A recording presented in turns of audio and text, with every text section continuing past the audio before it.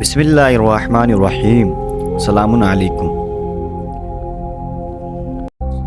جناب ابراہیم کون ہیں؟ آپ نے تو سنا ہوگا جناب ابراہیم اللہ کے خلیل، یعنی جن کا لقب خلیل اللہ ہے کہ اللہ کے خلیل ہیں۔ ان کا لقب یہ کیوں پڑا؟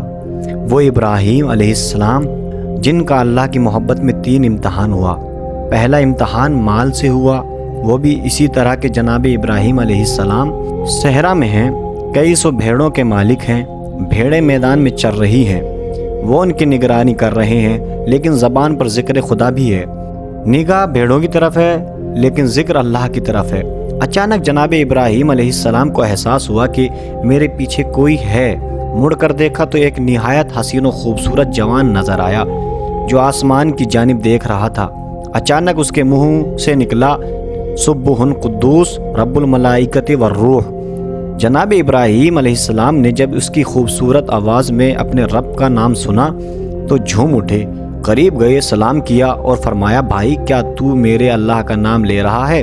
اس نے کہا، ہاں اسی کو تو پکار رہا ہوں۔ جناب ابراہیم کے منہ سے نکلا، سبحان اللہ، تمہاری آواز بہت اچھی ہے، مجھے بہت پسند آئی ہے، کیا تم میرے کہنے سے ایک بار اور پکار سکتے ہو؟ اس نے کہا، ہاں میں آپ کے کہنے سے کیوں پکاروں، جب میرا دل چاہے گا پکاروں گا۔ یہ سن کر جناب ابراہیم نے فرمایا کہ یہ جو بھیڑوں کا اتنا بڑا غلہ چل رہا ہے یہ میرا ہے، اگر تم میرے کہنے سے ایک مرتبہ اور میرے رب کو اپنی خوبصورت آواز میں پکار کر مجھے اس کے نام سنا دو تو میں اس میں آدھی دنبیاں تم کو دے دوں گا۔ اس نے کہا، اچھی بات ہے، اور پھر اسی انداز سے آسمان کو دیکھا اور پھر آواز دی، سبح قدوس رب الملائکۃ والروح۔ اس کے پکارنے پر ایسا محسوس ہوا کہ صحرا کا ذکر ذرہ ذرہ تسبیح کر رہا ہے۔ جناب ابراہیم بھی جھوم اٹھے، لیکن دل کو تسکین ہونے کے بجائے دل کی تڑپ اور بڑھ گئی۔ کہنے لگے، سبحان اللہ، کیا آواز ہے، کیا انداز ہے، تم ایسا کرو کہ یہ بچی ہوئی آدھی بھیڑیں بھی تم ہی لے لو، مگر ایک مرتبہ اور پکار دو۔ اس نے ایک دفعہ اور پکار دیا، اب پورا گلہ اس کا ہو چکا تھا، لیکن جناب ابراہیم کا دل نہیں بھرا۔ کہنے لگے، بھائی اب میرے پاس کچھ نہیں بچا، لیکن میرے پاس میری جان و جسم، تمہیں ان بھیڑوں کی خدمت کے لیے کوئی آدمی بھی ہو تو چاہے میں تم کو دے دوں، اگر تم ایک دفعہ اور پکار دو تو میں زندگی بھر تمہارا خدمتگار رہوں گا۔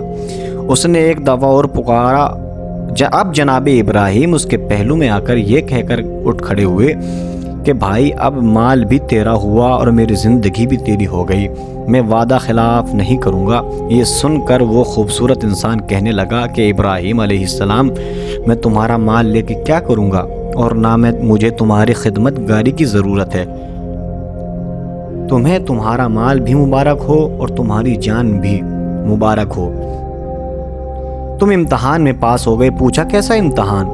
کہا، آپ نے مجھے پہچانا نہیں، میں جبرائیل ہوں، مجھے اللہ نے بھیجا تھا کہ میں جا کے امتحان لوں کہ آپ کو مال زیادہ پیارا ہے یا اللہ زیادہ پیارا ہے۔ آپ امتحان میں کامیاب ہو گئے۔ یہ جناب ابراہیم کا پہلا امتحان تھا۔ یہاں ایک نقطہ غور کیجئے جو ذرا میرے موضوع سے الگ ہے۔ جبرائیل علیہ السلام نوری مخلوق ہیں، کیا وہ بشری پیکر میں آ کر بشر ہو گئے یا نوری مخلوق ہو گئے؟ آپ اس کا جواب کمنٹ میں دیں۔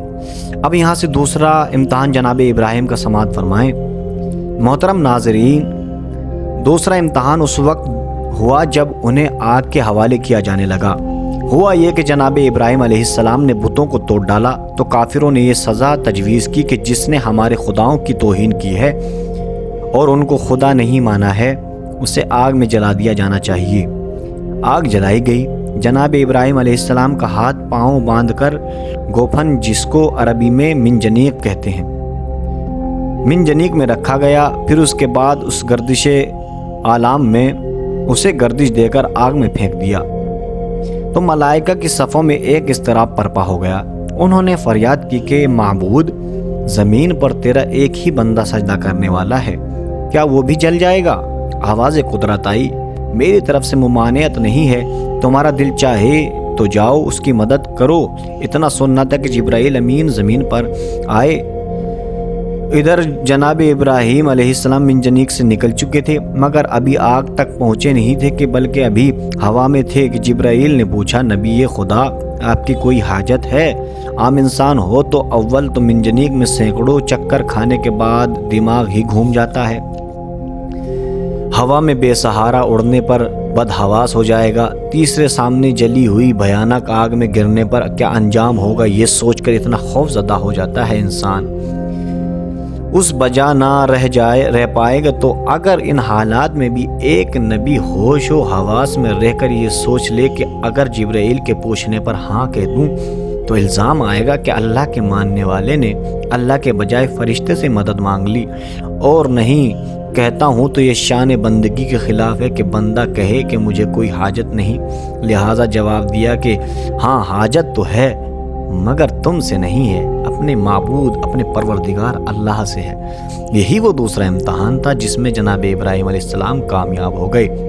تو قدرت نے آواز دی، یا نارو کونی بردم و سلامن علی ابراہیم۔ پتہ چلا خدا نے ایک حکم دیا جسے آگ نے سنا اور اس کو سمجھ کر اس پر عمل بھی کیا۔ ایسے جناب ابراہیم دوسرے امتحان میں کامیاب ہو گئے۔ جناب ابراہیم کا محترم ناظرین، جناب ابراہیم کا یہاں سے تیسرا امتحان ہو رہا ہے۔ جناب ابراہیم علیہ السلام کا تیسرا امتحان اولاد سے ہوا۔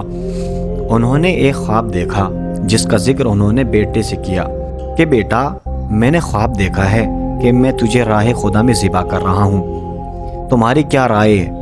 بیٹے نے اطمینان سے جواب دیا، یا ابت افعل ما تؤمر ستجدنی انشاءاللہ من الصابرین۔ آپ واقف ہیں کہ خدا نے انبیاء کرام تک اپنا پیغام 4 طریقے سے بھیجا ہے، یعنی یا تو انہیں الہام ہوا ہے، یا آواز آئی ہے، یا وحی نازل ہوئی ہے، یا انہوں نے خواب دیکھا ہے۔ اس کا مطلب یہ ہے کہ انبیاء کرام کی نیند ہماری جیسی ہے، نہ ان کا خواب ہمارے جیسا ہے۔ یہی وجہ تھی کہ باوجود کہ اس وقت جناب اسماعیل علیہ السلام کا سن صرف 13 سال کا تھا، مگر اس مسئلے سے واقف تھے، لہٰذا فرمایا کہ بابا جان آپ کو جو حکم ہوا ہے اس پر عمل کیجیے، انشاءاللہ آپ مجھے صبر کرنے والوں میں پائیں گے، یعنی گلا کٹانے کے معاملے میں صبر کروں گا۔ عزیزو آؤ غور کریں لفظ صبر کیا ہے۔ بیٹے سے خواب کے ذکر کے بعد جناب ابراہیم نے جناب حاجرہ سے فرمایا کہ اسماعیل کے کپڑے بدل دو اور خوشبو بھی لگا دو۔ پوچھا کہاں لے جا رہے ہیں؟ فرمایا خلیل یعنی دوست کے یہاں لے جا رہا ہوں۔ جناب ابراہیم جناب اسماعیل علیہ السلام کو لے کر جب جناب اسماعیل تیار ہو گئے تو فرمایا ایک چھری بھی دے دو۔ پوچھا دوست کے یہاں چھری کا کیا کام ہے؟ کہا شاید قربانی بھی کرنی پڑے۔ یہ سن کر جناب حاجرہ نے چھری دے دی۔ اب آگے آگے جناب ابراہیم علیہ السلام اور پیچھے پیچھے جناب اسماعیل علیہ السلام چلے تو اس مقام سے گزرے جہاں آج کل کنکریاں حج کے موقع پر ماری جاتی ہیں۔ میں اگر اپنی گفتگو کو روک کر یہاں ایک سوال کرنا چاہوں تو آپ اس کا جواب ضرور دیں کمنٹ میں۔ یہ باپ بیٹا جو میدان مینا میں کی طرف جا رہے ہیں انہیں اچھی طرح معلوم ہے کہ نہیں یا نہیں معلوم ہے کہ کہاں جا رہے ہیں اور کیوں جا رہے ہیں، تو ہر عاقل شخص جواب دے گا کہ نہ معلوم ہونے کا سوال ہی نہیں پیدا ہوتا۔ باپ کو معلوم تھا کہ گلا کاٹنے جا رہے ہیں اور بیٹے کو معلوم تھا کہ گلا کٹانے جا رہے ہیں، تو پلٹ کر پوچھتے کیوں نہیں کہ جب پتہ ہے کہ جان چلی جائے گی تو کیوں جا رہے ہیں؟ جان بچانے کا کوئی راستہ کیوں نہیں اختیار کرتے؟ یہ حسین ہی کے لیے کیوں پوچھتے ہو کہ جب انہیں معلوم تھا کہ کربلا میں شہادت ہو جائے گی تو وہاں کیوں گئے؟ میں کہتا ہوں کہ پہلے ابراہیم علیہ السلام اور اسماعیل علیہ السلام سے پوچھو کہ کیوں گئے، تو بعد میں امام حسین پر اعتراض کرنا کہ وہ کیوں گئے، ورنہ جاتے تو آج تمہارے پاس دین محمدی نہیں دین یزید ہوتا۔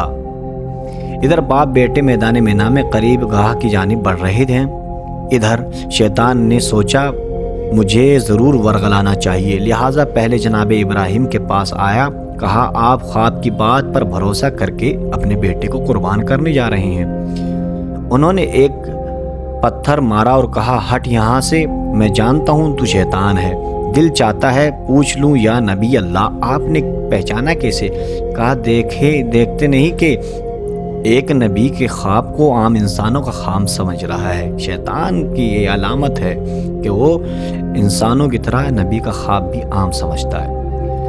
وہاں سے بھاگا تو اسماعیل علیہ السلام کے پاس پہنچا، کہنے لگا تمہارے باپ بوڑھے ہو گئے ہیں، دماغ سٹھیا گیا ہے، تمہیں ذبح کرنے لے جا رہے ہیں، یہاں سے ہٹ جاؤ اور اپنی جان بچاؤ۔ انہوں نے گفتگو کو سن کر ایک پتھر اٹھایا اور اسے مار کر کہا کہ بھاگ یہاں سے۔ میرا دل پھر چاہا کہ پوچھ لوں کہ اسماعیل آپ تو کمسن ہیں، آپ تو ابھی چھوٹے ہیں، آپ کیسے پہچان گئے کہ یہ شیطان ہے؟ کہا دیکھتے نہیں ہو کہ ایک نبی کے دماغ کی صلاحیتوں پر بھروسہ نہیں کر رہا ہے۔ وہاں سے بھاگ کر شیطان جناب ہاجرہ کے پاس گیا، کہا بی بی آپ گھر میں بیٹھی ہیں، آپ کے شوہر بیٹے کا گلا کاٹنے کے لیے لے جا رہے ہیں، جائیے انہیں بچا لیجئے۔ انہوں نے بھی کنکری اٹھا لی اور مار کر کہا بھاگ یہاں سے۔ شیطان معلوم ہوتا ہے دل چاہتا ہے کہ ان سے بھی پوچھ لوں بی بی آپ کیسے سمجھ گئیں کہ شیطان ہے؟ کہا دیکھتے نہیں ہو ایک نبی کی زوجہ کو گھر سے باہر لے جا رہا ہے۔